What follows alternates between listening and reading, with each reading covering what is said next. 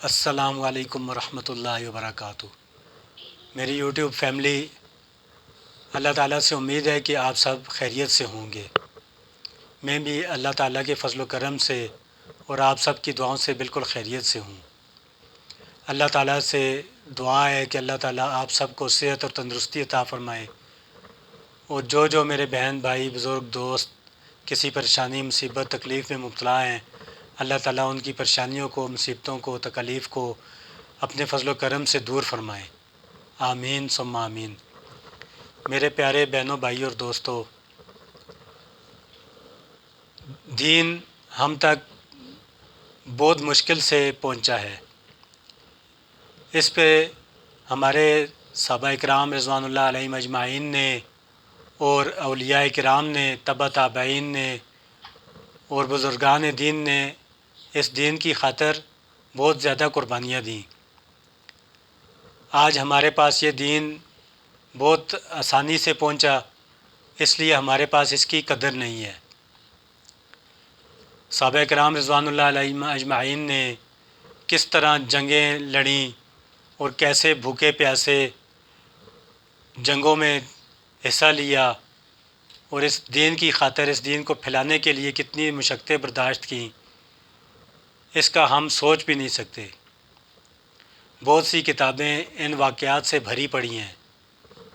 آج میں آپ کے سامنے جو واقعہ بیان کرنا چاہتا ہوں، اس کا عنوان ہے سریۃ العنبر میں فقر کی حالت۔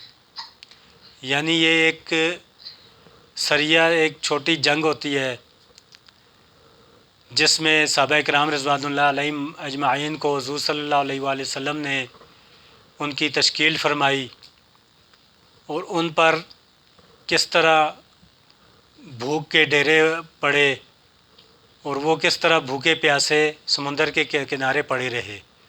یہ اس کے بارے میں یہ واقعہ ہے۔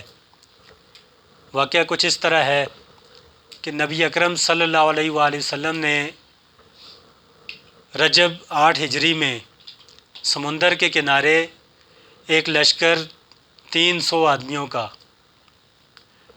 جس پر ابو عبیدہ رضی اللہ تعالیٰ عنہ کو امیر بنا کر بھیجا گیا، حضور اقدس صلی اللہ علیہ وآلہ وسلم نے جاتے وقت کھجوروں کا ایک توشہ بھی ان کے سپرد کیا۔ 15 روز تک یہ لشکر جو ہے یہ وہاں پر قیام پذیر رہا، اور وہ توشہ نبی اکرم صلی اللہ علیہ وآلہ وسلم نے کھجوروں کا ان کو دیا تھا، وہ بھی ختم ہو گیا۔ تو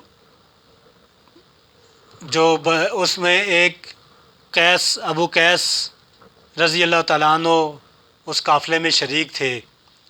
انہوں نے ان لشکر والوں سے اونٹ لے کر ذبح کرنا شروع کر دیے۔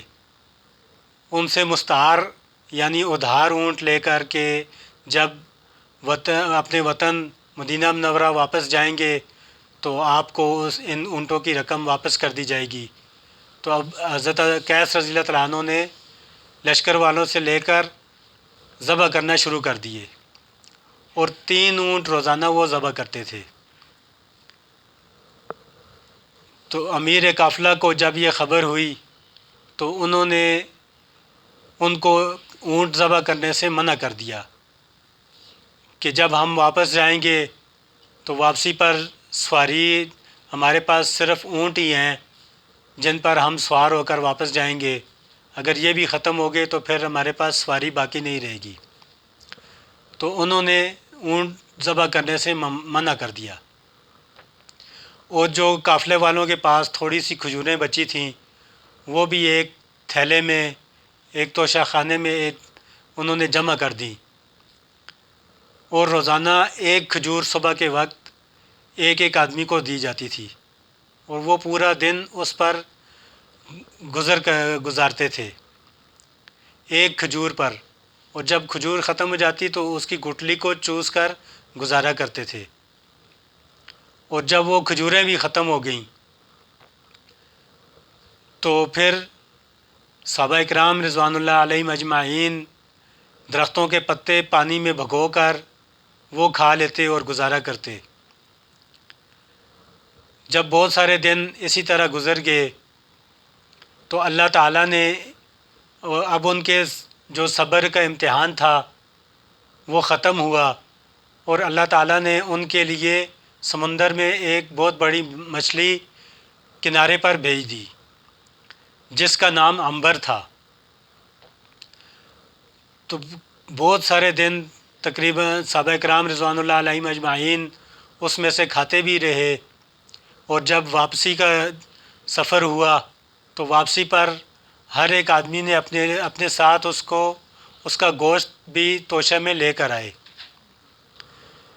تو جب حضور صلی اللہ علیہ وسلم کے سامنے اس واقعہ کو پیش کیا گیا تو حضور صلی اللہ علیہ وسلم نے فرمایا کہ یہ اللہ کا ایک رزق ہے جو کہ تمہاری طرف بھیجا گیا۔ تو یہ تھی صحابہ کرام رضوان اللہ علیہم اجمعین کی مشقتیں اور تکلیفیں کہ جن کی خاطر، جس دین کی خاطر صحابہ کرام رضوان اللہ علیہم اجمعین نے بھوک بھی برداشت کی اور پیاس بھی برداشت کی۔ تو صحابہ کرام رضوان اللہ علیہم اجمعین کی خون کی ندیوں میں تیرتا ہوا یہ دین ہم تک پہنچا۔ آج ہمارے پاس اس دین کی قدر نہیں ہے۔ آج ہم دیکھتے ہیں کہ دین کا مذاق اڑایا جاتا ہے، علماء کرام کا مذاق اڑایا جاتا ہے، تو اس لیے ہمارے پاس اس کی قدر نہیں ہے۔ تو ہمیں چاہیے کہ ہم صحابہ کرام رضوان اللہ علیہم اجمعین کی زندگیوں کے بارے میں زیادہ سے زیادہ پڑھیں، علماء کرام سے ان کے بارے میں پوچھیں اور ان کی طرح اپنی زندگی گزارنے کی کوشش کریں۔ میری اللہ تعالیٰ سے دعا ہے کہ اللہ تعالیٰ مجھے بھی اس پر عمل کرنے کی توفیق عطا فرمائیں، اور جتنے بھی میرے بہن بھائی دوست بزرگ مجھے دیکھ رہے ہیں اور سن رہے ہیں، اللہ تعالیٰ ان سب کو بھی اس پر عمل کرنے کی توفیق عطا فرمائیں۔ آخر میں میری آپ سب سے گزارش ہے کہ اگر آپ کو یہ واقعات پسند آئیں تو ان کو ضرور لائک اور شیئر کر دیا کریں، اور ساتھ ہی سبسکرائب کے بٹن کو بھی دبا دیا کریں تاکہ میرے آنے والی ویڈیوز آپ تک پہنچتی رہیں۔ اس کے ساتھ ہی میں ایک نماز کے بارے میں ایک حدیث پڑھ کر اسی پر اکتفا کروں گا۔ حدیث کچھ اس طرح ہے، حضور اقدس صلی اللہ علیہ وآلہ وسلم کا ارشاد ہے کہ جب نماز کا وقت آتا ہے تو ایک فرشتہ اعلان کرتا ہے کہ اے آدم کی اولاد اٹھو اور جہنم کی اس آگ کو جسے تم نے اپنے گناہوں کی بدولت اپنے اوپر جلانا شروع کر دیا ہے بجھاؤ۔ چنانچہ دیندار لوگ اٹھتے ہیں، وضو بناتے ہیں اور ظہر کی نماز پڑھتے ہیں، جس کی وجہ سے ان کے گناہوں کی صبح سے ظہر تک کی مغفرت کر دی جاتی ہے۔ اسی طرح پھر عصر کے وقت، پھر مغرب کے وقت، پھر عشاء کے وقت، غرض ہر نماز کے وقت یہی صورت ہوتی ہے۔ عشاء کے بعد لوگ سونے میں مشغول ہو جاتے ہیں۔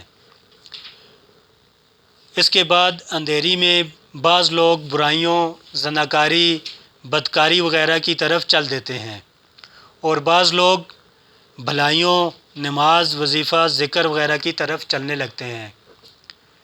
تو میرے پیارے بہنوں، بھائیوں اور دوستوں، میری اللہ تعالیٰ سے دعا ہے کہ اللہ تعالیٰ ہمیں 5 وقت کی نماز باجماعت پڑھنے کی توفیق عطا فرمائے۔ میرے جتنے بھی بہن بھائی دوست بزرگ مجھے دیکھ رہے ہیں، سن رہے ہیں، اللہ تعالیٰ ان کو بھی باجماعت نماز پڑھنے کی توفیق عطا فرمائے اور نیکی کے کام کرنے کی توفیق عطا فرمائے۔ آمین ثم آمین، والسلام۔